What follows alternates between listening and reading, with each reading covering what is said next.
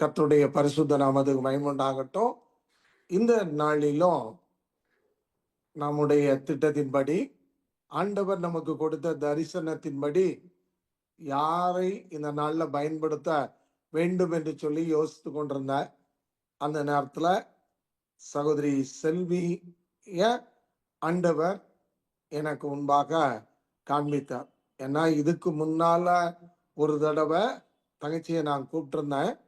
அந்த நேரத்தில் அவங்களுக்கு சுகரும் ப்ரெஷரும் அதிகமாகி ஆஸ்பத்திரியில் அட்மிட் ஆன சூழ்நிலையில் இருந்தபடியினால ஆண்டோடைய வார்த்தையை பகிர்ந்து கொள்ள முடியலை. ஆனால் இன்னைக்கு கூப்பிட்ட உடனே அண்ணே வர்றேன்னு சொல்லி அர்ப்பணிச்சாங்க. செல்வியை குறித்து சொல்லணும்னு சொன்னா, சிவகாசியை பூர்வமாக கொண்ட மகள். தன்னுடைய வாழ்க்கையில பிறந்து வளர்ந்து கல்வியெல்லாம் கற்றது சிவகாசியில தான். அப்படிப்பட்ட சூழ்நிலையில இருக்கும்போது ஒரு 25 ஆண்டுகளுக்கு முன்பாக அண்ணன் அகஸ்டின் ஜெபக்குமார் அவருடைய கூடுகையானது சேம்பர் ஆஃப் காமர்ஸ்ல நடைபெற்றது. ஸ்ரீலிபுத்தூர் ரோட்ல அந்த நாள்ல இந்த சேம்பர் ஆஃப் காமர்ஸ் பில்டிங் ஒன்று உண்டு. அதுல தான் அந்த நாட்கள்ல மீட்டிங்லாம் நடக்கும். அந்த சேம்பர் ஆஃப் காமர்ஸ்ல மீட்டிங் நடக்கின்ற பொழுது தங்கச்சி செல்வி அந்த இடத்துல பார்ட்டிசிபேட் பண்ணி ஆண்டவருக்குன்னு சொல்லி தன்னை அர்ப்பணித்து ஊழியத்துக்குன்னு தன்னை அர்ப்பணிச்சாங்க. அந்த வேளையில அவருடைய கணவர் சகோதரன் ஆனந்தன், அவர் சென்னையில பிறந்து வளர்ந்த சகோதரன், வாலிபர் நாளிலேயே ஆண்டவருடைய அழைப்பை ஏற்று பீகாருக்கு சென்ற சகோதரனுக்கு மகளை நியமித்தபடினால் திருமணம் முடித்து பீகார் நோக்கி புறப்பட்டு சென்றாங்க. அந்த நாள்ல இருந்து இந்த நாள் வரை ஆண்டவர் கொடுத்த தரிசனத்தின்படி திட்டத்தின்படி தேவ பணிய செய்து கொண்டிருக்கிறாங்க. விசேஷமா இன்றைய நாளில அவங்க ஊழியம் செய்கிற பகுதி எங்க இருக்குன்னா, பீகாரின் வடபகுதி ஆகிய மதுபனி என்கின்ற இடத்துல ஆண்டோடைய பணியை செய்து கொண்டிருக்கிறாங்க. இந்த மதுபனி என்பது பழமையான ஒரு இடம். விசேஷமா மைத்திலி மொழி பேசக்கூடிய மக்கள் அந்த இடத்துல இருப்பாங்க. அவங்க கிட்ட போய் நின்னா நான் மைத்திலின்னு சொல்லி ரொம்ப ஸ்ட்ராங்கா பேசக்கூடிய மக்கள். ஆனா இந்த இடத்துல ஜெம்ஸ் மிஷனரிகளை அனுப்புவதற்கு முன்பாக மற்றொரு ஆர்கனைசேஷன் ஆனது அந்த இடத்துல தேவ பணியை செய்து பல வருடங்கள் அவங்க முயற்சி பண்ணாங்க. கனியற்ற பால்நிலம் என்று சொல்லி போட்டுட்டு அவங்க போயிட்டாங்க. அப்படிப்பட்ட சூழ்நிலையில ஜெம்ஸ் அந்த இடத்துல ஊழியர்களை அனுப்பின பொழுதோ ஆண்டவர் கரம் நம்ம மேல இருந்தது. தேவன் கொடுத்த தரிசனம் திட்டம் நிறைவேற அந்த இடத்துல ஊழியராக சகோதரன் குணசேகரன் முதல்ல அந்த இடத்துக்கு போனாங்க. பின்னால பார்க்கும்போது இது வளர்ந்தது, பெருகினது. இன்னைக்கு இந்த மைத்திலி மொழி பேசக்கூடிய மக்கள் மத்தியில ஒரு அருமையான ஆத்தும அறுவடையை கர்த்தர் கொடுத்து இந்த நாள்ல அநேக திருச்சபை, அநேக விசுவாசிகள் உண்டு. அதிலும் குறிப்பாக மைத்திலி மொழி பேசக்கூடிய பிராமண மக்கள் ஆண்டவருடைய அன்பை அறிந்து கொண்டு ஊழியர்களாக தங்களை அர்ப்பணித்து செயல்பட்டு கொண்டிருக்கிற அந்த இடத்துல சகோதரியும் அருமையான சகோதரன் ஆனந்தனும் ஊழியத்தினுடைய பொறுப்பா நின்று ஊழியர்களை வழி நடத்த, ஊழியர்களுக்கு ஆலோசனை கொடுக்க, சபை நிறுவுகின்ற பணி மற்ற காரியங்கள்ல இன்னைக்கு தலைமை தாங்கி எடுத்து நடத்துகிற பொறுப்புல இருக்கிறாங்க. அருமையான சகோதரி இன்னைக்கு நம்ம நடுவுல இருப்பது மிக்க மகிழ்ச்சியும். ஆண்டவருடைய வார்த்தைய சகோதரி செல்வி ஆனந்தன் அவங்க பகிர்ந்து கொள்ளும்படி அன்போடு கேட்டுக்கொள்கிறேன். இணைந்திருக்கிற எல்லா சகோதரர்களுக்கும் சகோதரிகளுக்கும் இயேசு கிறிஸ்து நாமத்தில் உங்களுக்கு வாழ்த்துதலை சொல்லிக் கொள்கிறேன். அண்ணன் சொன்னது போல முன்னாடி ஒரு வாய்ப்பு கொடுத்தாங்க. அந்த நேரம் என்னுடைய உடல்நிலை சரியில்லாத காரணத்தினாலே பங்கெடுக்க முடியாமல் போய்விட்டது. அதற்காக நான் மிகவும் வருந்தினேன், மிகவும் வருந்தினேன். மிஸ் பண்ணிட்டேனே, தேவனுடைய சித்தம் என்னன்னு தெரியலையேன்னு சொல்லிட்டு. ஆனா கர்த்தர் மறுபடியும் என்னை நினைவு கூர்ந்ததுனால நான் கர்த்தரை ஸ்தோத்திரிக்கிறேன். உம் கர்த்தருடைய நாமம் மகிமைப்படுவதாக. அண்ணன் அருமையான இந்த ஒரு வாய்ப்பை இந்த நாட்களிலே அண்ணன் எனக்கு கொடுத்திருக்கிறதுனால அண்ணனுக்கு நன்றி தெரிவித்துக் கொள்கிறேன்.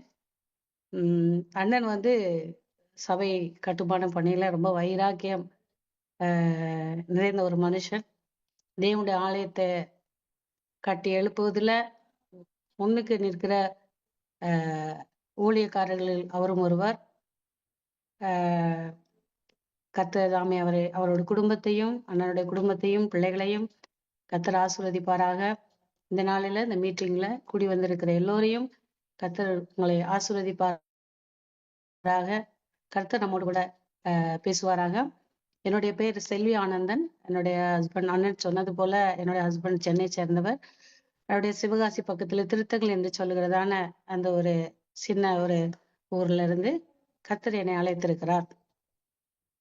மிகவும் அற்புதமாக தேவன் என்னை இந்த ஊழியத்திற்கு என்று என்னை அழைத்திருக்கிறார்.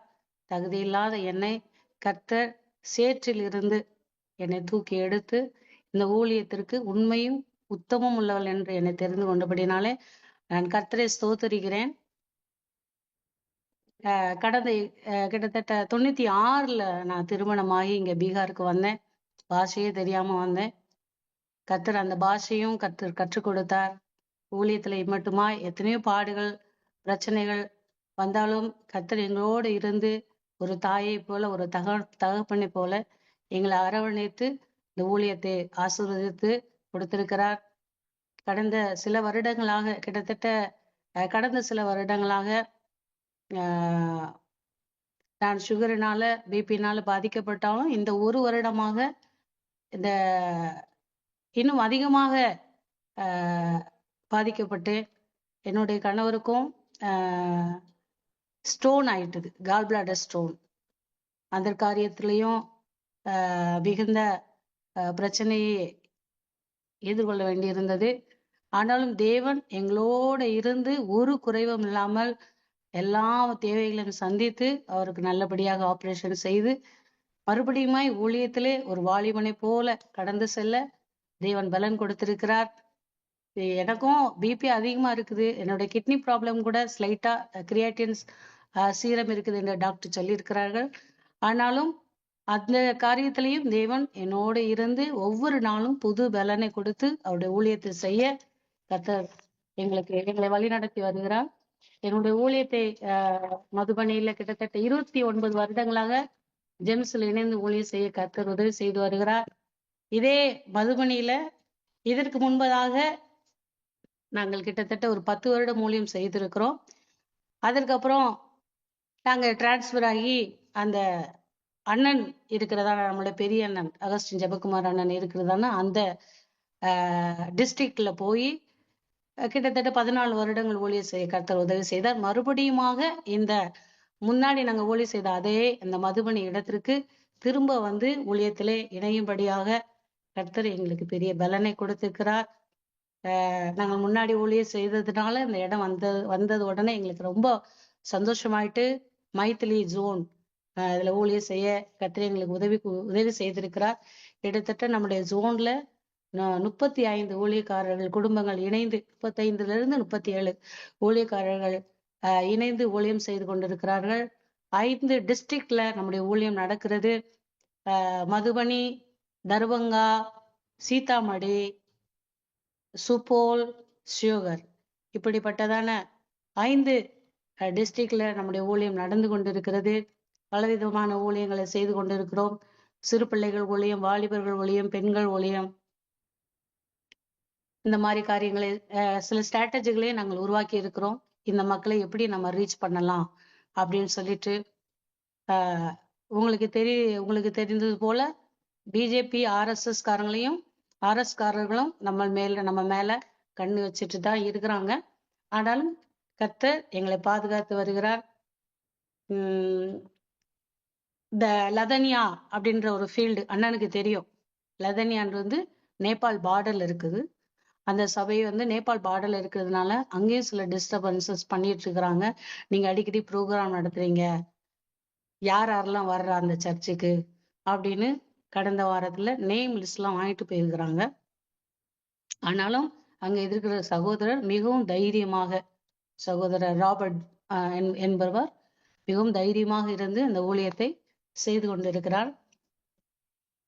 இன்னும் நம்மளுடைய ஜோன்ல பாபுபரகி அப்படின்ற இடத்துல நம்ம ஒரு புதிதாக சபை கட்டி இருக்கிறோம். அதனுடைய அது கர்த்தருடைய நாமத்திற்கென்று அர்ப்பணிக்கப்பட உள்ளது. அந்த காரியத்திற்காக இன்னும் டேட் ஃபிக்ஸ் பண்ணப்படவில்லை. அந்த டேட் ஃபிக்ஸ் பண்ணவும், அதை சீக்கிரமாக அது அர்ப்பணிக்கப்படவும் நீங்கள் எல்லாரும் ஜெபித்துக் கொள்ளுங்கள். ஜஞ்சார்பூர் என்கிறதான நம்மளுடைய ஒரு பணித்தளம் ஒன்று இருக்கிறது. அந்த பணித்தளத்துல ஊழியருக்கென்று ஒரு வீடு, அந்த சபையை ஒட்டி வீடு கட்டி இருக்கிறோம். அந்த காரியமும் முடிவடைந்து விட்டது. அதையும் கர்த்தருக்கென்று அர்ப்பணிக்கப்பட உள்ளது. அந்த காரியத்திற்காக ஜெபித்துக் கொள்ளுங்கள். நாங்க மேக்சிமம் இந்த ஏரியால அதாவது வேதத்துல சொல்லியிருக்கிறது, ஜீவனுள்ள தேவனை ஆவியோடும் ஆத்துமாவோடும் உண்மையோடும் நம்ம எந்த இடத்துலயும் நம்ம ஆராதிக்கலாம் அப்படின்னு வசனம் சொல்லுது. இந்த ஏரியா பொறுத்த அளவு உங்களுக்கு தெரியும், நார்த் சைடை பத்தி தெரியும். இங்க வாடகை வீட்டுல இருக்கிறவங்களுக்கு எவ்வளோ காரியங்களை ஃபேஸ் பண்றாங்க. ஒரு ஒரு ஊழியர் ஒரு சொந்தமா நம்மளுடைய சபை இல்லைன்னா ஒரு வருஷத்துல கிட்டத்தட்ட 5-10 வீடு டிரான்ஸ்ஃபர் ஆக வேண்டியது இருக்குது. அது சபை, ஏன்னா நிறைய மக்கள் வருவாங்க. திறந்த வாசலை கர்த்தர் எங்க ஏரியால கொடுத்திருக்கிறாரு. நிறைய மக்கள் வர்றாங்க, ஜெபிக்கிறாங்க, பிசாசு ஓடுது, அற்புதங்கள் நடக்குது, அடையாளங்கள் நடக்குது. ஆனா அந்த வீட்டு ஓனரு, நீங்க விரட்டுற பிசாசெல்லாம் எங்க வீட்டுக்குள்ள வந்துரும் அப்படின்னு சொல்லிட்டு நீங்க வீடனை காலி பண்ணுங்க. மற்றவங்களுக்கு நன்மை கிடைக்கிறதே அப்படின்னு நினைக்கிறவங்க ரொம்ப கம்மி. நீங்க உடனே வீடை காலி பண்ணுங்க அப்படின்னு சொல்லிடுவாங்க, ஈஸியா சொல்லிடுவாங்க. ஆனா நம்மளுடைய மக்களும் உடனே அதை மறுபடியும் காலி செய்து, அவர்கள் உண்மையிலே நம்முடைய ஊழியக்காரர்கள் உண்மையிலே பாராட்ட வேண்டிய விஷயம். ஒவ்வொரு ஊழியர்களும் அர்ப்பணிக்கப்பட்டு மிகுந்த தியாகத்தோடு கூட கர்த்தருக்காக எதையும் எந்த நேரத்திலும் செய்ய எங்களுடைய ஊழியர்கள் ஆயத்தமாக இருக்கிறார்கள். கர்த்தருடைய நாமத்திற்கு மகிமைப்படுவதாக. ஒரு சின்ன சாட்சி நான் சொல்ல விரும்புறேன். கெவட்டி ரன்வே, தர்பங்கா ஜில்லா அதுல காணப்படுகிறது. கெவட்டி ரன்வே என்றதான ஒரு ஃபீல்டு. அங்க ஊழியர் செய்கிற ஒருவர் கிட்டத்தட்ட 15 வருடங்களாக ஊழியர் செய்கிறார். கொஞ்சம் வயதானவர் கூட. ஆனாலும் அந்த வாலிபனை போல நல்லா பாட்டு பாடுறது, ஓடுறது, உழைக்கிறது, ஜெபிக்கிறது எல்லாமே இருந்துச்சு. அவருக்கு மனசுல ஒரு வருத்தம் இருந்தது. நான் எங்க போனாலும் நான் ஊழியம் செஞ்சு காலி பண்ணி போய்கிட்டே இருக்கிறேன், நான் கர்த்தருக்கென்று ஒரு சபையை கட்டலையே அப்படின்னு சொல்லிட்டு அவர் ரொம்ப வருத்தப்பட்டு எங்கள் லீடர்ஸுங்களை எல்லாம் பார்க்கும் பொழுது நான் ரொம்ப வருத்தமா இருக்கிறேன், கர்த்தருக்கென்று நான் இன்னும் ஒரு ஆலயத்தை கட்டவில்லையே அப்படின்னு ரொம்ப வருத்தப்பட்டுட்டு இருந்தாரு. அப்ப கர்த்தர் அதை வாய்க்க பண்ணுவாரு உங்களுக்கு அப்படின்னு சொல்லி நாங்க ஜெபிச்சுட்டு இருந்தோம். இந்த இடத்துக்கு கிட்டத்தட்ட எங்களுக்கு இன்னும் ஒரு வருஷம் முடிஞ்சிட்டு, ஒரு வருஷம் முடிஞ்சு 2-3 மாதங்கள் ஆகிறது. அப்ப நாங்கள் ஜெபித்து கொண்டிருந்த பொழுது எங்களுடைய மைத்திலி 1 எல்லா ஊழியக்காரர், எங்கள் ஜோனல் உள்ள, எங்கள் மண்டலத்தில் உள்ள அத்தனை ஊழியக்காரர்களும் ஏன் இதை நாம் இந்த காரியத்திற்கு ஸ்டெப் எடுக்க கூடாது அப்படி சொல்லி எங்களுடைய ஊழியர்கள் எல்லாம் நாங்க இவ்வளவு காசு தரேன்னு சொல்லி அவங்க வாக்குத்தத்தம் பண்ணி கிட்டத்தட்ட 9,60,60,000 கிட்ட எங்களுடைய ஊழியக்காரர்களே மிகுந்த தியாகத்தோடு கூட, அவரிடத்தில் ஏதாவது நகைகள் இருந்தால் கூட அதையும் விற்று, அவருடைய சேமிப்பிலிருந்து அதையும் எடுத்து அதை எங்களுடைய லீடர், எங்களுடைய பெஞ்சமின் பிராங்க்லின் நார்டன், அவர் தான் இப்பொழுது எங்களுடைய ரீஜனல் டைரக்டராக இருக்கிறார். அவர் கையிலே கொடுத்து, அண்ணன் எப்படியாயிலும் இந்த கெவட்டின்ற இடத்துல பிசாசனுடைய தொல்லை இருக்கிறது, தடைகள் இருக்கிறது, அவர் எத்தனையோ வீடு மாத்திட்டாரு, அங்க ஊழியர் நீங்க சபையை கட்டித்தாங்க எப்படி எங்களுக்குன்னு சொல்லிட்டு அதை நாங்க எல்லாம் போட்டு கொடுத்தோம். மீதி காசு கிட்டத்தட்ட 12 லட்சத்திற்கு மேல அதை போட்டு அந்த ஒரு பெரிய போராட்டம், அந்த லேண்டை வாங்குறதுக்கு ஒரு பெரிய போராட்டத்தையும் கடந்த வாரத்துல அதை கர்த்தருக்கென்று அதை ரெஜிஸ்டர் பண்ணும்படியாக தேவன் ஒரு பெரிய அற்புதத்தை செய்திருக்கிறார். கர்த்தருடைய நாமத்திற்கு மகிமை உண்டாவதாக. இந்த காரியங்களுக்காக அதுல மறுபடியும் ஒரு ஆலயம் கட்டப்பட வேண்டி இருக்கிறது. உண்மையிலேயே நான் நினைத்தேன், இந்த லேண்ட் வாங்குறதுக்கு இவ்வளவு போராட்டம் இருக்குதே, அந்த இடத்துல சபையை இப்படி கட்ட போகிறோம் அப்படின்னு சொல்லிட்டு. அது நம்முடைய பார்வைக்கு இது ஒரு அற்பமான அந்த ஒரு கடினமான ஒரு காரியமா இருக்கலாம். ஆனா தேவனுடைய பார்வைக்கு இம்மட்டுமா நடத்தின கர்த்தர் அதையும் சந்திக்க அவர் வல்லமையுள்ளவராய் இருக்கிறார்.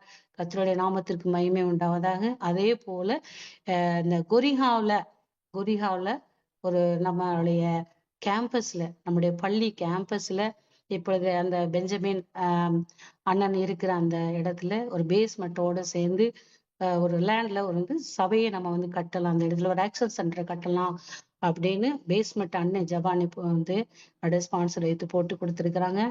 அதை சொல்லிட்டாங்க அண்ணன்ட்ட, நீ தான்பா அதை கட்டணும் அப்படின்னு சொல்லிட்டு. அண்ணனுக்கு ரொம்ப சந்தோஷம். பரவாயில்ல, கர்த்தர் இந்த காரியத்திற்காக அண்ணன் அப்படி சொன்ன பொழுது நான் என்னால முடியாது, நீதான் இந்த காரியத்தை செய்ய வேண்டும் அப்படின்னு சொன்ன உடனே அண்ணன் வந்து என் மனதுல துக்கம் ஏற்படவில்லை, ஆனா நான் மிகுந்த சந்தோஷமா இருக்கிறேன். கர்த்தர் எனக்காக எல்லாவற்றையும் செய்ய போகிறார் என்று மீட்டிங்ல பகிர்ந்து கொண்ட அந்த காரியத்திற்காகவும் நீங்கள் ஜெபித்துக் கொள்ளுங்கள். கர்த்தருடைய நாமத்திற்கு மகிமை உண்டாவதாக. இந்த நாள் என்னுடைய ஹெல்த்துக்காகவும் தயவு செய்து நீங்கள் யாவரும் ஜெபித்துக் கொள்ளுங்க. எனக்கு 2 பெண் பிள்ளைகள் இருக்கிறார்கள். ஒரு பொண்ணு யூபியில வந்து ஒரு மிஷன் ஹாஸ்பிட்டல்ல பிசியோதெரபிஸ்டா அவங்க கர்த்தருக்காக ஊழியம் செய்கிறாள். எங்களுடைய ஊழியத்திற்காகவும் அந்த பிள்ளை சப்போர்ட்டிவா இருக்கிறான். உண்மையிலே சிறு வயதிலிருந்தே அவளை எங்களை விட்டு பிரிந்திருந்தாலும் கர்த்தர் அவளை கற்பித்து அவளை போதித்து மட்டுமே ஊழியத்திலிருந்து நிலைநிறுத்தியிருக்கிறார். 2வது பொண்ணு சித்தூர்ல அப்பல்லோ யூனிவர்சிட்டியில BSc psychology first year join பண்ணி இப்பொழுது ஒரு செமஸ்டர் முடிந்திருக்கிறது. என்னுடைய 2 மகளுக்காகவும் அவள் ஆவிக்குரிய ஜீவியத்தில் வளர்க்கப்படும், தேவ ராஜ்யத்திற்கு அவள் பங்குள்ளவளாக இருக்கணும், தேவ ராஜ்யத்திற்கு அவள் முன்னாடி நிற்கணும். இந்த காரியத்திற்காக ஜெபிக்கும்படியாக உங்களை தாழ்மையுடன் கேட்டுக்கொள்கிறேன். இந்த நாளில கூட ஒரு டாபிக் வைத்து தேவ வசனத்தை நாம வந்து பார்க்கலாம். நாளில நான் எந்த காரியத்திற்காக நான் பகிர்ந்து கொள்ள வேண்டும் ஆண்டவரேன்னு சொல்லிட்டு நான் ஜெபித்த பொழுது கர்த்தர் ஒரு காரியத்தை முன்னாடி நிறுத்தினாரு. அது என்னன்னா, கர்த்தரின் கண்கள், ஐஸ் ஆஃப் காட். கர்த்தரின் கண்கள் எப்படிப்பட்ட கண்கள் அப்படி சொல்லிட்டு நம்ம ஒரு பாட்டு கூட இருக்குது. அந்த பாட்டு எனக்கு இப்ப ஞாபகம் வரல. உம் அழகான கண்கள் என்னை கண்டதாலே அப்படின்னு ஒரு பாட்டு. இது ஃபேமஸான பாட்டு, நம்ம எல்லாருக்கும் அது தெரிந்த பாட்டு கூட. முடிதனென்று நினைத்த என்னை அப்படின்னு வரும். அது எனக்கு சரியா தெரியல. எனக்கு இங்க இருக்கிறதுனால தமிழ் சாங் வந்து அது கேட்கும் பொழுது ரொம்ப மிகவும் அருமையான ஒரு அந்த பாடல் எனக்கு ஞாபகம் வந்தது. கர்த்தரின் கண்களை குறித்து நம்முடைய வேதத்துல என்ன சொல்லப்பட்டிருக்குது என்றால், நம்ம உபாகமம் 1வது அதிகாரம் 12வது வசனத்துல சொல்லப்பட்டிருக்குது கர்த்தருடைய கண்கள் எப்படிப்பட்ட கண்கள் சொல்லிட்டு. அது உன் தேவனாகிய கர்த்தர் விசாரிக்கிற தேசம், வருஷத்தின் துவக்கம் முதல் வருஷத்தின் முடிவு மட்டும் எப்பொழுதும் உன் தேவனாகிய கர்த்தரின் கண்கள் அதன் மேல் வைக்கப்பட்டிருக்கும். நம்மளுடைய தேவனுடைய கண்கள் ஒரு தேசத்தின் மேல நோக்கமா இருக்குது அப்படின்னு சொல்லிட்டு, நம்முடைய கண்கள் எதை காண்கிறது அப்படின்றது நம்ம பார்க்கும் பொழுது அவருடைய கண்கள் ஒரு பெரிய தேசத்தின் மேலே நோக்கமா இருக்குது என்று சொல்லப்பட்டிருக்கிறது. உபாகமம் 1வது அதிகாரம் 12வது வசனத்துல. இன்னொரு வசனத்துல என்ன சொல்லப்பட்டிருக்குன்னா, 1 ராஜாக்கள் 9வது அதிகாரம் 3வது வசனத்துல இப்படி சொல்லப்பட்டிருக்கிறது. 1 ராஜாக்கள் 9வது அதிகாரம் 3வது வசனத்துல, கர்த்தர் அவனை நோக்கி, இந்த அவனின்ற இடத்துல இருந்து அங்க யாருன்னா சாலமோன். கர்த்தர் சாலமோனை நோக்கி, நீ என் சமூகத்தில் செய்த உன் விண்ணப்பத்தையும் உன் வேண்டுதலையும் கேட்டேன். உன்னுடைய கர்த்தர் விண்ணப்பத்தை கேட்கிறவர், வேண்டுதலை கேட்கிறவர். நீ கட்டின இந்த ஆலயத்தில் என் நாமம் என்றைக்கும் விளங்கத்தக்கதாக அதை பரிசுத்தமாக்கினேன். என் கண்களும் என் இருதயமும் என்னாலும் அங்கே இருக்கும். நம்மளுடைய தேவன் தேசத்தை கண்ணோக்குகிறவர். அதே நேரத்துல அவருடைய கண்கள் எங்க இருக்கிறதா, அவருடைய ஒவ்வொரு ஆலயத்திலும் இருக்கிறது. கர்த்தருடைய நாமத்திற்கு மகிமை உண்டாவதாக. 2வது நாளாகமம் 16வது அதிகாரம் 9வது வசனத்துல சொல்லப்பட்டிருக்கிறது. அவர் எதை காண்கிறாராம்? தம்மை பற்றி உத்தம இருதயத்தோடு இருக்கிறவர்களுக்கு தம்முடைய வல்லமையை விளங்க பண்ணும்படி கர்த்தருடைய கண்கள் பூமி எங்கும் உலாவிக் கொண்டிருக்கிறது. கர்த்தருடைய கண்கள் ஒரு தேசத்தின் மேல இருக்கிறது, நம்முடைய ஆலயத்தின் மேல இருக்கிறது. அவருடைய கர்த்தருடைய கண்கள் அதே நேரத்துல பூமி எங்கும் உலாவி கொண்டிருக்கிறது என்று நாம் பார்க்கிறோம். பூமி எங்கும் உலாவி கொண்டிருக்கிறது தேவனுடைய கண்கள். தேவனுடைய கண்களுக்கு மறைவான காரியம் ஒன்றுமே இல்லை. சங்கீதம் 94:9 காதை உண்டாக்கினவர் கேளாரோ, கண்ணை உருவாக்கினவர் காணாரோ. நம்முடைய காதுகளையும் கண்ணை உருவாக்கினவர் அவர் கேட்கவும் செய்வாரு, பார்க்கவும் செய்வார். யோபு 10வது அதிகாரம் 4வது வசனத்திலே, மாம்ச கண்கள் உமக்கு உண்டோ, மனுஷன் பார்க்கிற பிரகாரமாய் பார்க்கிறீரோ. மாம்ச கண்கள் உமக்கு உண்டோ, மனுஷன் பார்க்கிற பிரகாரமாய் பார்க்கிறீரோ. இங்கே தேவனுடைய கண்கள் மாம்ச கண்கள் அல்ல. நம்முடைய மாம்ச கண்கள் வேறு, தேவனுடைய கண்கள் வேறு. நாம ஒவ்வொருத்தரையும் பார்க்கும் போது அவங்களுடைய உருவத்தை பார்க்கிறோம். அவங்க உள்ளான இருதயத்தை நம்மளால பார்க்க முடியாது. அவங்க உள்ளான இருதயத்தை நம்ம எப்ப பார்க்கிறோம் அப்படின்னா, அவங்களுடைய பேச்சு, அவருடைய காரியங்கள், நடக்கைகள் எல்லாவற்றையும் பார்த்து நாம் அதை கணிக்கிறோம். ஓ, இவர் இப்படிப்பட்டவரு, அவர் இப்படிப்பட்டவரு அப்படின்னு கணிக்கிறோம், ஜட்ஜ் பண்றோம். சீக்கிரமா எல்லாரையும் நம்ம என்ன செஞ்சிடறோம், ஜட்ஜு பண்ணிடுறோம். நம்ம யாரையும் நிதானமா ஜட்ஜி பண்றது இல்லை. டக்குன்னு ஜட்ஜி பண்ணி இவர் இப்படிதான் அப்படின்னு சொல்லிட்டு நம்ம பேசிடுறோம். சங்கீதம் 11வது அதிகாரத்துல 4-5 வசனத்துல என்ன சொல்லியிருக்கிற அப்படின்னா, கர்த்தர் தம்முடைய பரிசுத்த ஆலயத்தில் இருக்கிறார், கர்த்தருடைய சிங்காசனம் பரலோகத்தில் இருக்கிறது, அவருடைய கண்கள் மனு புத்திரரை பார்க்கின்றன, அவருடைய இமைகள் அவர்களை சோதித்தருகின்றன. கர்த்தர் நீதிமானை சோதித்தருகிறார், துன்மார்க்கனையும் கொடுமையில் பிரியமுள்ளவனையும் அவருடைய உள்ளம் என்ன செய்கிறதா, வெறுக்கிறது என்று சங்கீதம் 11வது அதிகாரம் 4-5 வசனத்துல நம்ம பார்க்கிறோம். கர்த்தர் எங்க இருக்கிறாரா? கர்த்தர் தம்முடைய பரிசுத்த ஆலயத்துல இருக்கிறார். அவருடைய சிங்காசனம் பரலோகத்துல இருந்தாலும் அவர் கண்ணு எங்க இருக்குது, மனு புத்திரரை பார்த்து கொண்டிருக்கிறது. இன்னொரு வசனத்துக்குள்ள பார்க்கலாம். சகரியா 4:10 சொல்லியிருக்குது, அற்பமான ஆரம்பத்தினால யார் அசட்டை பண்ணலாம், பூமி எங்கும் சுற்றி பார்க்கிறவைகளாகி கர்த்தருடைய 7 கண்களும் சிறுபாவிலின் கையில் இருக்கிற தூக்குநிலை சந்தோஷமாய் பார்க்கிறது. கர்த்தருடைய நாமத்திற்கு மகிமை உண்டாகாது. அவருடைய கண்கள், பார்க்கிற கண்கள் எப்ப சந்தோஷப்படுதான், அந்த செருபாவேலின் தூக்கு நூலை பார்க்கும் பொழுது. ஒரு சில காரியங்களை அவருடைய கண்கள் சோதி தருகிறது, துன்மார்க்கனையும் நீதிமானையும் சோதி தருகிற கண்கள். அவரு கொடுமையில பிரியம் இல்லாதவர், அதை கர்த்தர் வெறுக்கிறார். ஆனா எந்த காரியத்தை பார்த்து அவர் சந்தோஷப்படுறாராம், செருபாபேலின் கையில் இருக்கிற தூக்கு நூலை சந்தோஷமாய் பார்க்கிறது. கர்த்தருடைய நாமத்திற்கு மகிமை உண்டாவதாக. நம்மை காண்கிற கர்த்தர் நாம் செய்கிற எந்த காரியத்தை குறித்து அவர் சந்தோஷப்படுறாராம், உலகத்துல நிறைய காரியங்களை நம்ம செய்யறோம், நிறைய நன்மைகள் செய்யறோம், எல்லா காரியத்தையும் செய்யறோம். ஆனா எந்த காரியத்தை பார்த்து, யாருக்காவது சாரி இல்லைன்னா சாரி கொடுக்குறோம், சாப்பாடு இல்லைன்னா சாப்பாடு கொடுக்குறோம், இல்ல கீழே விழுந்துட்டாங்கன்னா அவங்கள தூக்கி விடுறோம், இல்ல அவங்க ஒரு பெரிய ஒரு கஷ்டத்துல இருக்கிறாங்கன்னா அவங்களுக்கு ஜெபிக்கிறோம், சந்தோஷமான விஷயம். ஆனா அவருடைய கண்கள் பிரியமா பாக்குற ஒரு காரியம் என்னன்னா, அந்த சிறுபாவியின் தூக்கு நூலை பார்க்கும் பொழுது அவர் சந்தோஷப்படுகிறாராம். கர்த்தருடைய நாமத்திற்கு மகிமை உண்டாவதாக. தேவனுடைய ஆலயத்தை கட்டுகிறவர் மேல கர்த்தர் எவ்வளவு பிரியமா இருக்கிறாரு பார். கர்த்தருக்கு பிரியமானவர்கள் தேவனுடைய ஆலயத்தை என்ன செய்வாங்க, கட்டுவாங்க. தாவீதை கர்த்தர் தமக்கு பிரியமானவனாக இஸ்ரவேலின் மேல ராஜாவாக அவர் தெரிந்து கொண்டார்.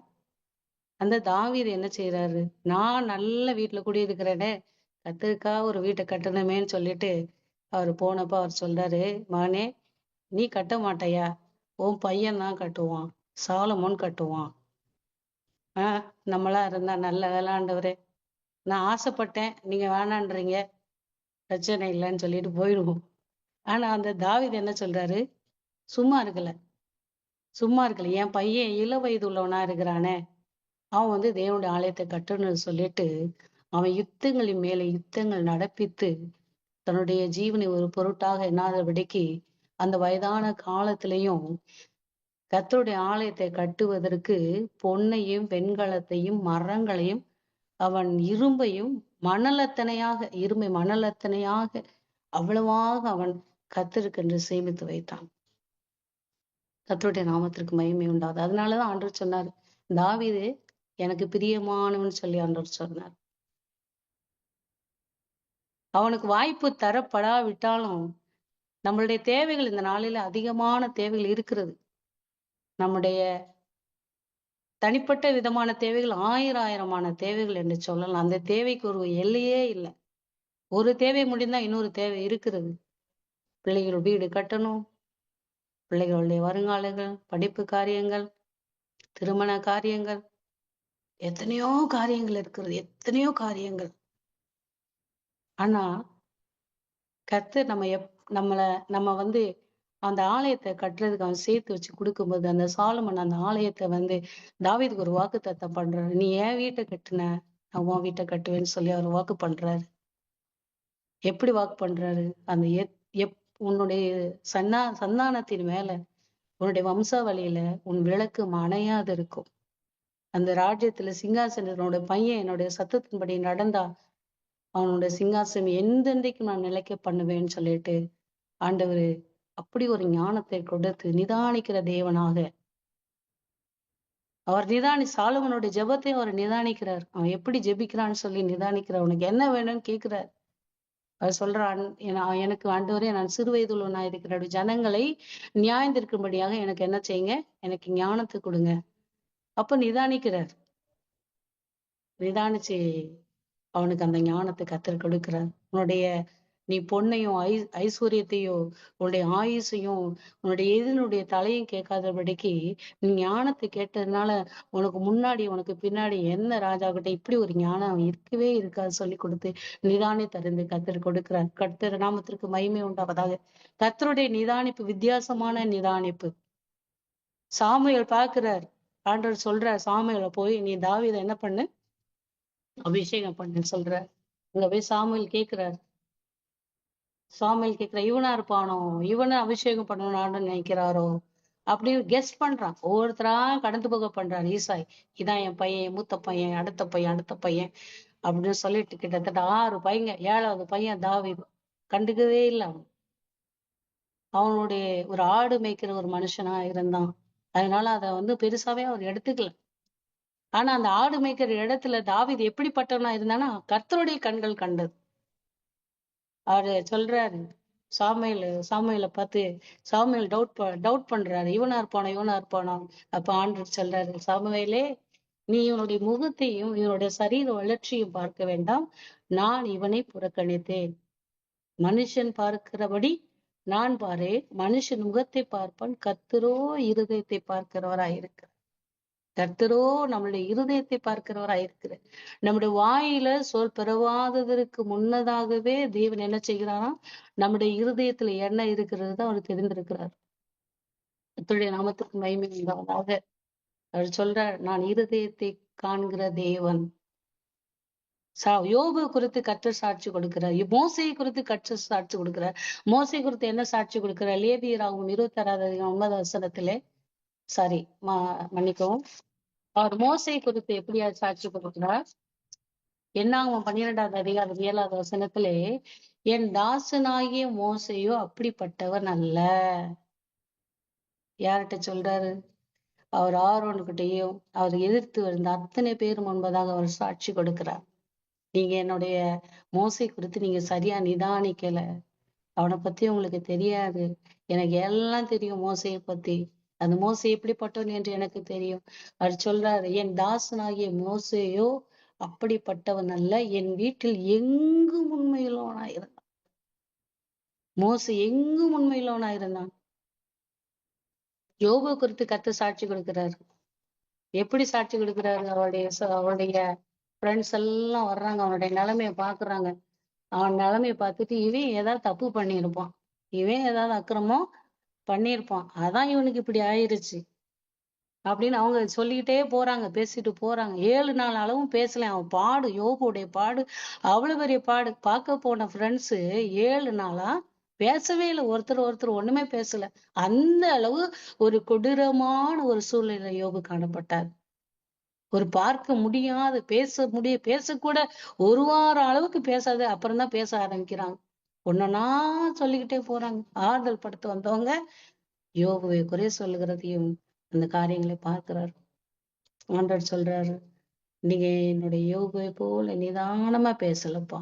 என்னுடைய யோபு என்ன நிதானமா பேசினார் அப்படின்னு கர்த்தர் அந்த இடத்துல அவர்களை தண்டிக்கிறதை பார்க்கிறோம். கர்த்தர் நம்மை காணுகிற தேவன். எங்கேயும் அவர் கண் போகாத இடம் இல்லை. வேதத்துல எல்லாம் தெளிவா ஆண்டவர் யார பாக்குறாரு? ராஜாக்களை பாக்குறாரு, பெரிய பெரிய ஆட்கள் எல்லாம் பாக்குறாரு கிடையாது. ஈவன் 4th கிரேட், ஈவன் ரொம்ப ஒரு சாதாரண விவசாயி வரைக்கும், நாபோத்தின் தோட்டம் வரைக்கும் அவருடைய கண்கள் போகக்கூடிய கண்களா இருக்குது. ராஜாக்களை பார்க்கிற அதே தேவன் ஏழ்மையான நிலையில் இருக்கிறவர்களையும் அவர் பார்க்க, அவர் ஒவ்வொருவருடைய பேச்சை பார்த்து, ஒவ்வொருவருடைய திங்கிங், ஒவ்வொருடைய பேச்சு, அவர்களுடைய இடையில நடக்கிற உரையாடல்கள் எல்லாவற்றையும் கர்த்தர் பார்க்கிற தேவனா இருக்கிறார். அவர் கேட்கிற தேவனா இருக்கிறார். அவர் சொல்றார் ஒரு ராஜாவை பார்த்து, மெனே மெனே தெக்கே உப்பார்சி, நீ தராசில நிறுக்கப்பட்டு குறைய காணப்பட்டாய். நம்மை காண்கிற தேவன், நம்மை சோதித்து அறிகிற தேவன் நம்மள காரியத்தை நிறுத்து பார்க்கிறார். இந்த நாவினால் நம்ம உடனே நம்ம எல்லாரையும் நம்ம ஜட்ஜ் பண்றோம். இம்மிடியட் ஜட்ஜ் பண்றோம் எல்லாத்தையும். யாரையும் ஆண்டவர் ஜட்ஜ் பண்ற வேலையை நமக்கு கொடுக்கவே இல்லை. நம்ம யாரையும் ஜட்ஜ் பண்றதுக்காக அந்த உலகத்துல நாம வரவே இல்லை. அந்த அதிகாரம் நமக்கு கிடையவே. ஏன் நம்ம இந்த உலகத்துல எல்லாரும் வர்ற அத்தனை பேரும் எப்பேற்பட்டவங்களா இருந்தாலும், நம்ம பார்வைக்கு அது அவர் அற்பமானவங்களா இருந்தாலும், ஆனா ஆண்டவர் அவர்களை உண்டாக்கி இருக்கிறார். அவருடைய கரு, ஏன்னா ஆண்டவருடைய பார்வைக்கு ஒரு கரு கூட, ஒரு தாயினுடைய கரு கூட மறைவானது கிடையாது.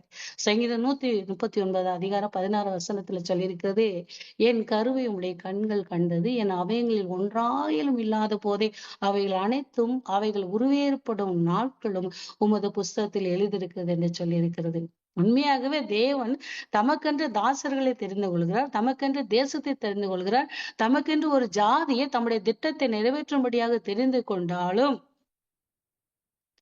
மனிதனாய் பிறக்கிற அத்தனை பேருடைய பிறப்பு முதற்கொண்டு இறப்பு வரைக்கும் அவருடைய எல்லா காரியங்களையும் குறித்து நம்மளுடைய தேவன் அறிந்தவராய் இருக்கிறார். வசனம் சொல்லியிருக்கிறது, எபிரேயர் 4வது அதிகாரம் 13வது வசனத்தை சொல்லியிருக்கிறது, கர்த்தருடைய பார்வைக்கு மறைவான சிருஷ்டி ஒன்றுமில்லை, சகலமும் அவருடைய கண்களுக்கு முன்பாக நிர்வாணமாய் வெளியரங்கமாயும் இருக்கிறது, அவருக்கே நாம் கணக்கு ஒப்புவிக்க வேண்டும்.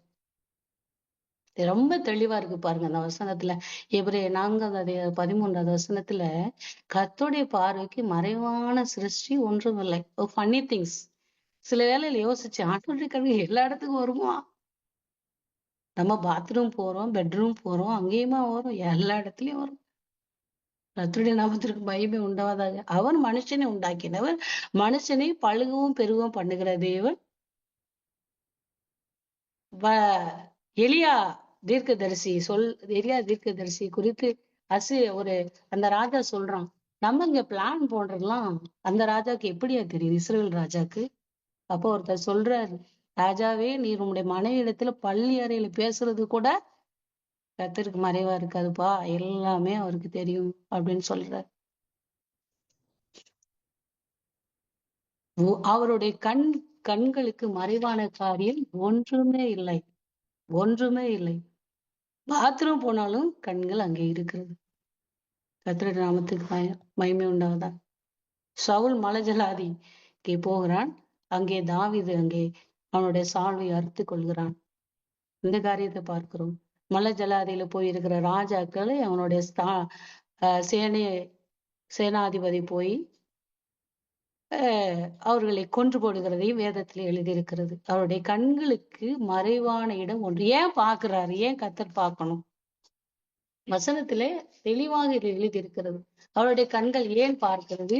நமக்கு பாதுகாப்பு கொடுக்கும்படியாக, நம்மை உயர்த்தும்படியாக, நமக்கு உதவும்படியாக, நமக்கு பலன் அளிக்கும்படியாக, நமக்கு அந்த நியாயத்திற்கும்படியாக, எதிரிகளிடத்திலிருந்து நம்மை காப்பாற்றும்படியாக அவருடைய கண்கள் எப்பொழுதும் நம் மேல பதிக்கப்பட்டிருக்கிறது என்று வேதத்தில் சொல்லியிருக்கிறது.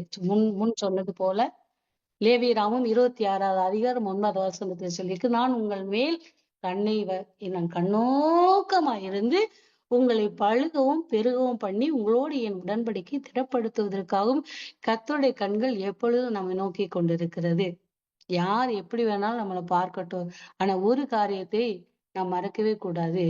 கர்த்தருடைய கண்கள் நம்மை காண்கிறது, நம்மை நிறுத்து பார்க்கிறது, நம்மை சோதி தருகிறது. கர்த்தருடைய நாமத்திற்கு மகிமை உண்டாவதாக. இந்த எப்படி பாக்குறாரு ஆண்டவர்? ஒவ்வொரு காரியத்தையும் ரொம்ப டீட்டெயிலா பாக்குறாரு. A to Z. நீங்க மூச்சு விட்டா கூட பாக்குறாரு, கேக்குறாரு, அதை பார்க்கிறாரு.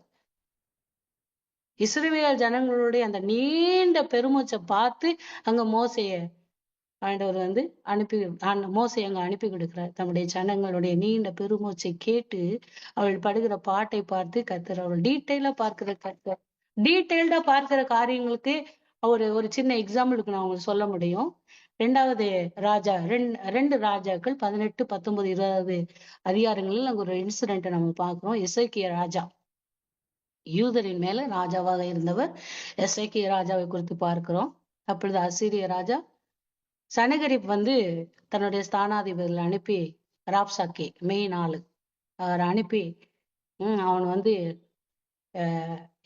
யாரு அங்க யகுதியோடைய யோசபாத்துக்கிட்ட போய் நீ சொல், நீ எனக்கு சரண்டர் ஆக சொல்லு அப்படின்னு சொல்லிட்டு அங்க அனுப்பி பார்க்கிற. ராப்சாக்கே அங்கே காரியங்களை சொல்லும் பொழுது அவன் அந்த ராப்சாக்கே எல்லாரும் தூஷிக்கிறான். அந்த யூதருடைய ராஜாவை தூஷிக்கிறான், அந்த மக்களை தூஷிக்கிறான்.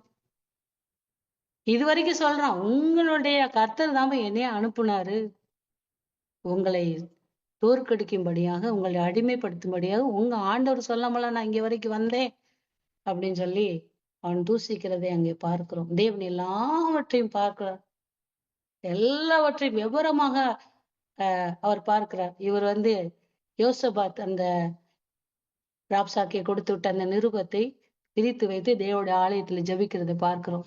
ஆனால் அந்த யோசபாத்தை குறித்து என்ன சொல்லி இருக்கிறது என்றால், இந்த யோசபாத் எப்படிப்பட்ட மனுஷனா, அவன் ஒரு செம்மையான ஒரு மனுஷனா இருந்தார்.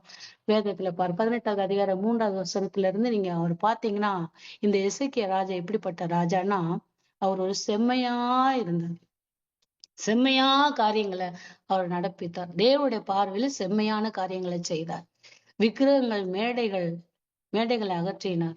மோசே நிறுத்தின அந்த சர்ப்பத்தூணை மக்கள் எல்லாம் நிகுஸ்தான் என்று பெயரிட்டு அதை வணங்கி கொண்டிருந்தார்கள், அதையும் அகற்றி விட்டான். அவர்கள் அதை விக்கிரக ஆராதனையாய் மாற்றியிருந்தார்கள், அதையும் அகற்றி விட்டான். இந்த காரியத்துல பாக்குறார் எசேக்கியா ராஜா எப்படி இருக்கிறார், எப்படிப்பட்ட ராஜாவா இருக்கிறான்னு சொல்லிட்டு. அதே போல 5வது வசனத்தில் எழுதிருக்கு, அவன் கர்த்தரையே நம்பி இருந்தான்.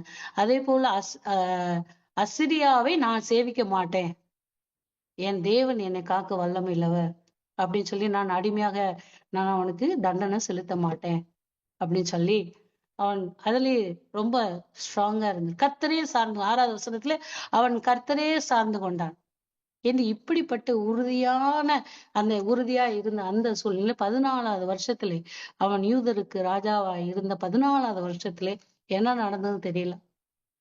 அசீரிய ராஜா அவன் வருகிறான். அவன் அந்த இஸ்ரவேலை பிடித்து கொண்டு, சமாரியாவை பிடித்து கொண்டு மறுபடியும் யூதரை முற்றுகையிடுகிறான். முற்றுகையிட்டு எனக்கு இவ்வளவு நீ வந்து பொன்னையும் வெள்ளையும் கொடுக்கணும்னு சொன்னா அவனிடத்துல அந்த இடத்துல ஒன்றும் இல்லை. இருந்ததெல்லாம் அரண்மனையில கொஞ்சம் பொன்கள், கர்த்தருடைய தேவாலயத்துல கதவுகளிலும் தூண்களிலும் இருந்த அந்த பொன்னை எடுத்து அவனுக்காக அதை கொடுத்தான். அதன் வேறு வழி இல்லாமல் அதை கொடுத்து விட்டான். ஆனால் அவன் அழுகிறான், அழுது கொண்டே இருக்கிறான். தன்னுடைய மக்களும் அந்த ரெட்டுடுத்தி கொண்டு தேவனுடைய சமூகத்திலே அழுதாலும் இந்த காரியத்தை செய்து கொண்டு இருக்கிறான். எல்லாவற்றையும் கொடுத்தான். அதே போல கர்த்தரிடத்திலையும் சொன்னான். கொடுத்தது மட்டும் இல்ல, கர்த்தரிடத்திலே சொல்லி, ஆண்டவரே எங்களுக்கு ஏதாவது ஒரு வழி செய்யுங்க கர்த்தாவே அப்படின்னு ஜெபிக்கிறத பார்க்கிறோம். அவன் வந்து ராஜாக்களையும் அந்த யோசபாத்தையும் ராஜாக்களையும் அவன் நிகழ்ந்து பார்க்கிறான். ஆனா கர்த்தர் அதை பார்க்கிறார். இந்த அசிரிய ராஜாவை குறித்தும் ராப்சாக்கை குறித்தும் ஆண்டவர் சொல்றார். அவருடைய தன்னுடைய காரியத்தை ஏசாயாவின் மூலமாக இந்த காரியத்தை அதை எசேக்கியாவுக்கு தெரியப்படுத்துகிறார். நீ பயப்படாதப்பா, அவன் வந்து அப்படி சொல்லிட்டு போறான், பயப்படாத. அதை சொல்லி நான் எப்படிப்பட்ட தேவன் என்பதை 19 அதிகாரம் 20 25 வசனத்துல வரை சொல்றார். நான் அனுமதி இல்லாம இந்த ராப்சாக்கி இந்த அசிரிய ராஜா யாரும் எதையும் எந்த மக்களையும் ஒன்றுமே செய்ய முடியாது. மற்ற ராஜாக்களை பிடித்தான் உண்மைதான், இஸ்ரவேலை பிடித்து கொண்டான் உண்மைதான். ஆனால் அவர்கள் எல்லாம் என்னுடைய பார்வைக்கு பாவம் செய்ததுனால நானே அவர்களை அவருடைய கரங்களிலே ஒப்பு கொடுத்தேனே. ஆனா நீ அப்படி கிடையாது. நீ என்னையே நம்பி இருக்கிற, என்னையே நீ சார்ந்து கொண்ட, நீ எனக்காக வைராகியம் பாராட்டின. ஆண்டவர் சொல்றாரு, அவன் உனக்கு விரோதமாய் வருவதில்லை. அவன் ஒரு செய்தியை கேட்டு அவன் என்ன செஞ்சிருவானா, திரும்பி போயிடுவான் அப்படின்னு சொல்றாரு. ஆண்டவர் தைரியப்படுத்துறாரு அங்க எசேக்கியாவை. அவனுடைய பேசின ஒவ்வொரு வார்த்தையும் நான் கேட்டேன், எல்லாவற்றையும் கேட்டேன். அவன் சொன்ன ஒவ்வொரு வார்த்தையும் நான் கேட்டேன். ஆனா உன்னை அவன் அசிரியன் கையிலே நான் உன்னை ஒப்பு கொடுப்பதில்லை என்று சொல்லி ஆண்டவர் அவனை தைரியப்படுத்தினார். ஒரே இரவுல அசிரிய ராஜா அங்க யுத்தம் நடந்துட்டு இருக்குது. எகிப்திய ராஜா அங்க வந்த உடனே அவன் யுத்தத்துக்கு போனோம், அங்க போயிட்டான். சனகரிப்பு அந்த இடத்துக்கு கடந்து போனோன்னு ராப்சாக்கை மறுபடியும் அந்த இடத்தை கடந்து ராஜாவிடத்துல போக வேண்டிய யுத்தத்திற்கு போக வேண்டிய சூழ்நிலை வந்த பொழுது ஆண்டவர் சொல்கிறார், அந்த இடத்துல அவனுக்கு அந்த ராப்சாக்கையின் மூலமாய் அவனை வந்து அந்த சனகரிப்பை நான் அவனை அந்த யுத்தத்திலே 1,80,000 பேர் ஒரே இரவில் கர்த்தருடைய தூதன் அடித்து கொன்று போட்டான் என்று தேவ வசனத்துல பார்க்கிறோம். தேவனுடைய கண்கள் நம்மை பாதுகாக்கும்படியாக, நம்மை பழுக பெருக பண்ணும்படியாக அவருடைய கண்கள் எப்பொழுதும் நம்ம மீது பதிக்கப்பட்டிருக்கிறது. ராஜாக்களை மாத்திரமல்ல, சாதாரண மக்களையும் தேவனுடைய கண்கள் கண்டது. மனுஷன் பார்க்கிற பிரகாரம் வேறு, தேவன் பார்க்கிற பிரகாரம் வேறு. விசேஷமாக நம்மளோட புதிய ஏற்பாட்டுல சில 2 இன்சிடென்ட்டை சொல்லி நான் முடிக்க விரும்புகிறேன். கர்த்தருடைய நாமத்துக்கு மகிமை உண்டாவதாக. இந்த மார்க்கு 12வது அதிகாரம் 42வது வசனத்துல அங்க ஒரு இன்சிடென்ட் இருக்குது, உங்களுக்கு நல்லா தெரியும். 12வது அதிகாரம் 41வது வசனத்துல இருந்து 44வது வசனத்துல அங்க ஒரு விதவை என்ன செய்யறாங்க, சாதாரண ஒரு விதவை. அவ வந்து காணிக்கை போடுற அந்த காணிக்கை பட்டியல காணிக்கை போடுற காரியத்தை எங்க பார்க்கிறோம். இந்த அங்க ஐஸ்வர்யவான்களும் அந்த சபையில இருந்தாங்க, விதையும் அந்த சபையில இருந்தாங்க. கர்த்தர் அதை பார்க்கிறார். முதலாவது தேவனுடைய கண்கள் எதை காண்கிறது, அவரோட ஆலயத்தில் தூக்குநூலை பிடித்திருக்கிற செருபாபேலை பார்த்திருக்கிறது. இப்ப கர்த்தருடைய கண்கள் எதை பார்க்கிறது அப்படின்னா, காணிக்கை பட்டியை பார்த்துட்டு இருக்கு. யாரு எப்படி கொடுக்குறா. கர்த்தருடைய நாமத்துக்கு மகிமை உண்டாவதாக. நாம் கர்த்தருக்கு என்று எதை கொடுக்கிறோம், எப்படி கொடுக்கிறோம். ஐஸ்வர்யவான்கள் எனக்கு ஆண்டு கொடுத்திருக்கிறது, அதுல இருந்து அவர்களும் அதிகமாய் போட்டார்கள் என்றுதான் வசனத்துல இருக்கிறது. ஐஸ்வர்யவான்களும் அதிகமாக காணிக்கை போட்டார்கள் என்று சொல்லி இருக்கிறது. அதே நேரத்துல இந்த விதவையானவள் ஒரு துட்டுக்கு சமமான 2 காசு அவள் அந்த காணிக்கை பட்டியல போடுறத ஆண்டவர் பாக்குறாரு. பார்த்துட்டு சொல்றாரு, இதுல அதிகமா காணிக்கை போட்டது யாரு சொல்றார். சாட்சி கொடுக்கிறார், கர்த்தர் சாட்சி கொடுக்கிறார், புகழ்றாரு. அங்க கர்த்தர் சாட்சி கொடுக்கிறார். எப்படி சொல்கிறாருன்னா, மற்ற எல்லாரையும் பார்க்கிலும் இந்த ஏழை விதவை அதிகமாக போட்டுட்டான்னு சொல்றாரு. எல்லாரும் தன்னுடைய பரிபூரணத்திலிருந்து போட்டாங்க. அவங்களும் போட்டாங்க, அவங்களும் காணிக்கை போட்டாங்க, உண்மைதான். அதையும் நான் பார்த்தேன். பரிபூரணத்துல இருந்து எடுத்து போட்டாங்க. ஆனா இவா தன் ஜீவனத்திற்கு உண்டாயிருந்ததெல்லாம் போட்டுட்டான்னு சொல்லி ஆண்டோடு பாக்குறாரு. நீங்க ஆண்டவருக்கு என்று படுகிற பிரயாசம், எல்லாருமே பிரயாசப்படுறோம். ஆனா எந்த விதத்துல பிரயாசப்படுறோம்னு கர்த்தர் பாக்குறாரு. எல்லாரும் காணிக்கை கொடுக்குறாங்க, நானும் காணிக்கை கொடுக்குறேன். ஆனா அதை எந்த சூழ்நிலை, எப்படிப்பட்ட காரியத்திற்காக நம்ம அந்த காணியத்துக்கு காணிக்கையை குடிக்கிறோம் அப்படின்னு சொல்லின்னு ஆண்டவர் நம்ம பாக்குறாரு. கர்த்தருடைய நாமத்திற்கு மகிமை உண்டாது. அங்கே கர்த்தர் புகழுகிற ஒரு காரியத்தை அங்க பார்க்கிறோம். மனுஷர்கள் பார்க்கிற பிரகாரம் வேறு, மனுஷர் பார்க்கிற தேவனுடைய பார்வையுடைய வேறு. பாஸ்டர் எல்லாம் பார்ப்பாங்க, விதவையா எவ்வளவு காணிக்கை போடும் பாவம் அந்த அம்மா. ஐஸ்வர்யவான்களா சபைக்கு வந்திருக்கிறாங்களா நிறைய பேரு, கர்த்தருக்கு ஸ்தோத்திரம், இன்னைக்கு ஒரு நல்ல காணிக்கை கிடைக்குமே அப்படின்னு பார்ப்பாங்க. ஆனா கர்த்தர் நம்முடைய நிலைமை என்ன, நம்முடைய குடும்ப நிலைமை என்ன, நம்முடைய வருமானம் என்ன, அந்த வருமானத்திலிருந்து கர்த்தருக்கு நாம் எவ்வளவு, எப்படி, எந்த மனநிலையோடு கூட கொடுக்கிறோம் என்பதே தேவன் அறிந்திருக்கிற தேவனாய் அவர் இருக்கிறார். கர்த்தருடைய நாமத்திற்கு மகிமை உண்டாவதா. இன்னொரு காரியம், ஆண்டவர் ராஜாக்களை பார்க்கிறார், மனுபுத்திரர் பார்க்கிறார், பூமி எங்க பார்க்கிறார், நல்லோரையும் தீயோரையும் பார்க்கிறார், ஒரு சாதாரண விதவையும் பார்க்கிறாரு, அங்க ஒரு சாதாரண விபச்சாரியை கூட ஆண்டவர் பார்க்கிறார். எப்படி பார்க்கிறார்? கர்த்தருடைய நாமத்துக்கு மகிமை உண்டாதாக. லூக்கா எழுதின சுவிசேஷம் 7வது அதிகாரம், லூக்கா எழுதின சுவிசேஷம் 7வது அதிகாரம் 36 to 50 வசனம் வரைக்கும் ஒரு சின்ன இன்சிடென்ட், எல்லாருக்குமே தெரிஞ்ச இன்சிடென்ட்ஸ் தான். அநேக பிரசங்கங்களை குறித்து இந்த காரியங்கள் எல்லாம் நம்ம பார்த்திருக்கிறோம். தேவனுக்கு என்று எப்படி கொடுக்கிற காரியங்கள், மன்னிக்கிற காரியங்கள், ரட்சிப்பின் காரியங்கள், எல்லாவற்றையும் அந்த இடத்துல பலவித கோணத்துல அநேக பேர் பிரசங்கம் பண்ணியிருக்கிறது பார்த்திருப்பீங்க. கர்த்தருடைய நாமத்திற்கு மகிமை உண்டாது. எனக்கு கிடைத்த இந்த ஒரு சின்ன வெளிச்சத்தை உங்களிடத்தில் பகிர்ந்து கொள்ள விரும்புகிறேன். அங்கே லூக்கா எழுதுகிறார், அவருடைய ஆண்டவர் பரிசேயருடைய வீட்டுல ஒரு பந்தி இருக்கிறார், அழைச்சிருக்கிற ஆண்டவரே எங்க வீட்டுக்கு வாங்க அப்படின்னு அழைக்கிறாரு. ஆண்டவர் போறாரு அந்த பந்திக்கு. அந்த பந்தியில போனப்ப ஒரு பாவியான ஸ்திரீ வர்றா. அந்த பாவியான ஸ்திரீ வந்து அவர் பின்னாடி நின்னே அழுதுட்டு அவர் கண்ணீரெல்லாம், அந்த கண்ணீரினால் அவருடைய கால்களை நனைத்து, தன்னுடைய தலைமயிரினாலே இந்த காலை நனைக்கிறதுக்கு எவ்வளவு தண்ணி வேணும், கிட்டத்தட்ட ஒரு சொம்பு தண்ணி வேணும் நம்ம சொல்ல போனோம் ஒரு காலை நனைக்கிறதுக்கு. அவ்வளோ கண்ணீர் வடிக்கிறா, அவ்வளோ கண்ணீர் வடிக்கிறா. அவ்வளவு கண்ணீர் வடித்து அதை தன்னுடைய தலைமயிரினால அதை துடைத்து அவ என்ன செய்யறாளாம், பாதங்களை முத்தம் செய்து அந்த பரிமளத்தை எங்க ஊத்துறாளாம், தலையில கிடையாது, கால்ல.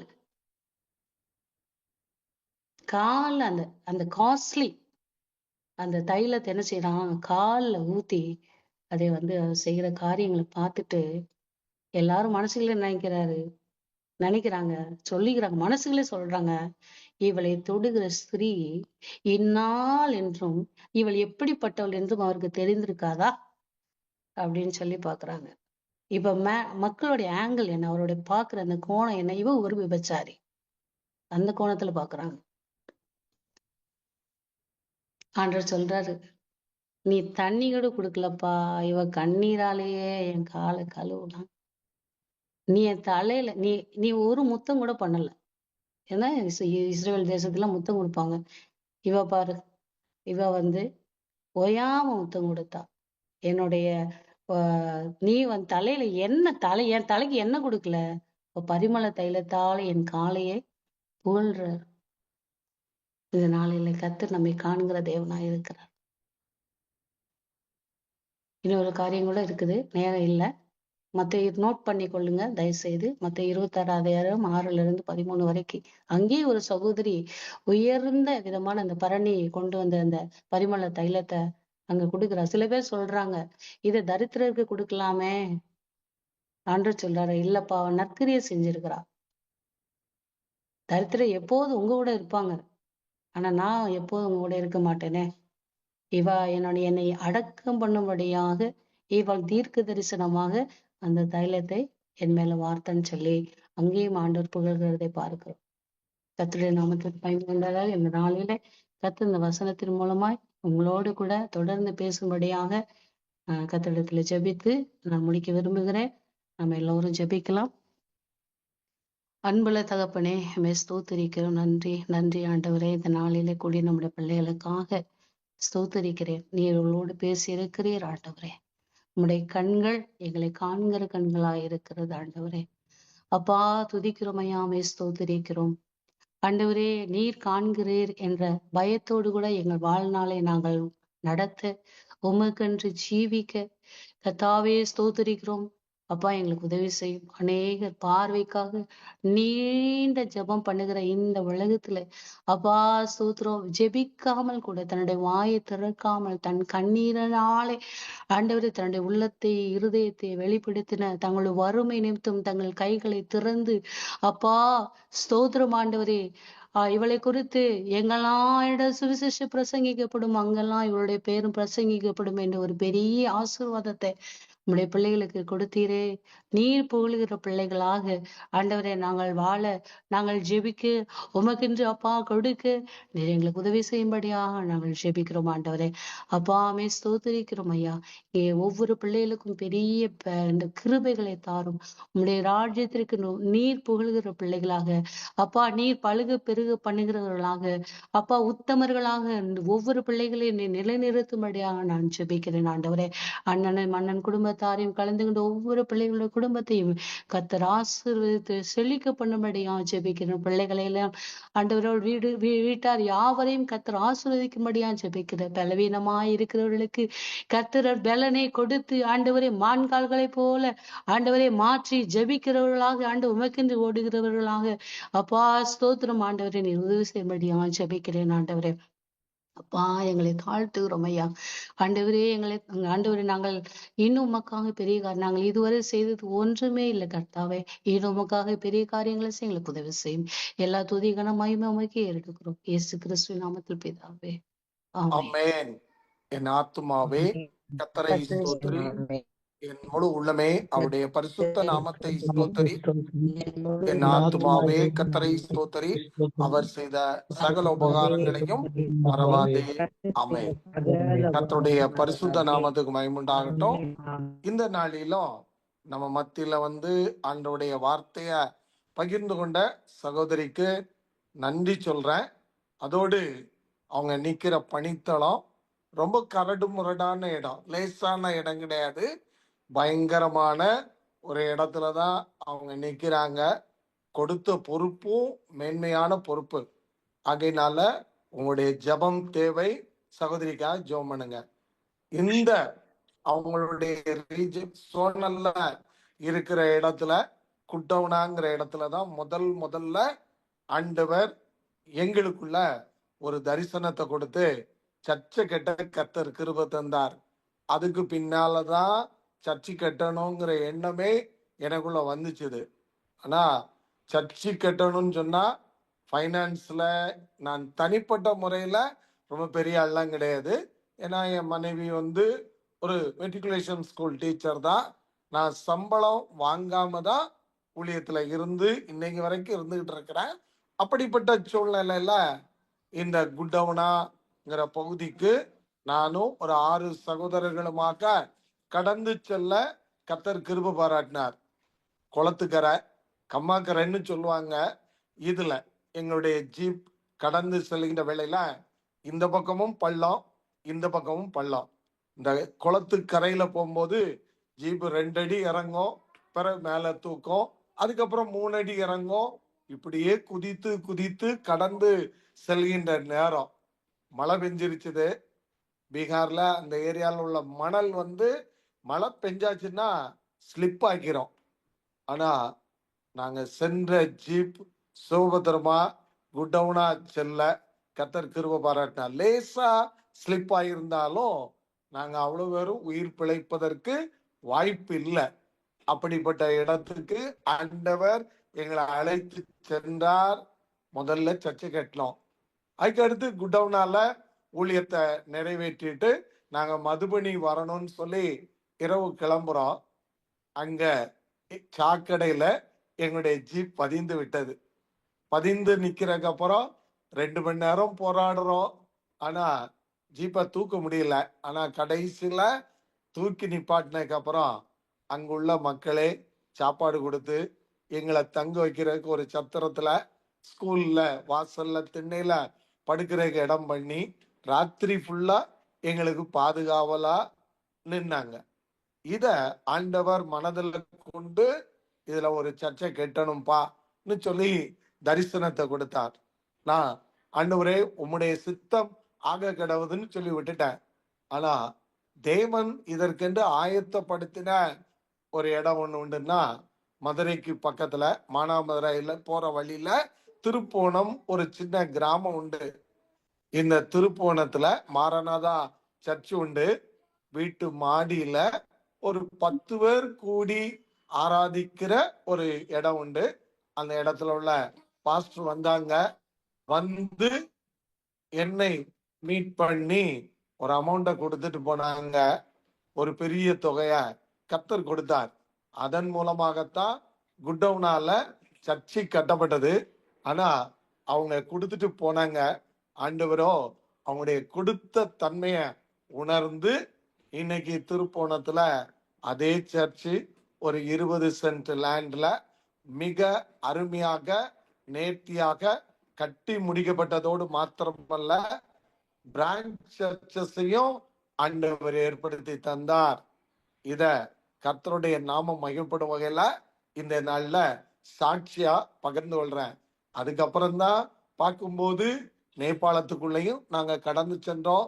ஜெய்நகர், ராஜ்நகர், ஷகர்ஷா போன்ற பகுதிகளிலையும் சர்ச்சஸை கட்டி முடித்து இன்னைக்கு தேவனுடைய பிள்ளைகள் கூடியிருப்பதற்கு ஆராதனை ஸ்தலங்களை உருவாக்குவதற்கும் கர்த்தர் கிருபை தந்தார். ஆகையினால உங்ககிட்ட ஒரே ஒரு காரியம் கேட்கறதெல்லாம் ஜெபம் பண்ணுங்க. பணம் கொடுங்கன்னு சொல்லி கேட்கல, ஜெபம் பண்ணுங்க. கர்த்தர் ஜெபித்த கேட்டதோடு மாத்திரமல்ல, மகிமையான காரியத்தை செய்வார். ஏன்னா இந்த மைத்திலி மொழி பேசக்கூடிய மக்கள் மத்தியில முன்னால ஒரு பெரிய ஆர்கனைசேஷன் உள்ள வந்தாங்க. கனியற்ற பால் நிலம்னு சொல்லி போட்டுட்டு போயிட்டாங்க. ஆனா தேவன் இன்னைக்கு ஒரு வனாந்தரத்தை செழிப்பாக்குனது போல இன்னைக்கு செழிப்பாக்கி ஆண்டவருடைய பிள்ளைகள் கூடி ஆராதிக்கிறாங்க. ஜெபம் பண்ணுங்க. நக்சலைட்டுகள் உண்டு, தீவிரவாதிகள் உண்டு, பல எதிர்ப்புகளும் உண்டு. ஜெபம் பண்ணுவோம். எல்லாரும் நாம ஜெபிக்கும் போது சத்துருவையும் அவருடைய கிரியைகளையும் மிதிக்க, ஜெயிக்க கர்த்தர் பலன் தருவார். தொடர்ந்து கலந்து கொண்ட தேவ பிள்ளைகள் ஒவ்வொருத்தருக்கும் நான் நன்றி சொல்றேன். அடுத்த வாரம் நாம இதே நேரத்துல சந்திக்கும் போது உங்களோடு தேவனுடைய வார்த்தைய நானே பகிர்ந்து கொள்றேன். ஜெபம் பண்ணுங்க. ஆண்டவர் ஏற்ற விதமா வார்த்தையை தரணும். நாம ஆண்டவருக்குள்ள வளர, நம்ம ஆண்டவருக்குள்ள பெருக, கனி கொடுக்க நம்மை பயன்படுத்துவாராக. கலந்து கொண்ட ஒவ்வொரு தேவ பிள்ளைகளுக்கும் நன்றி சொல்றேன். சகோதரிக்கும் நான் நன்றி சொல்றேன். Thank you so much. தேங்க்யூ.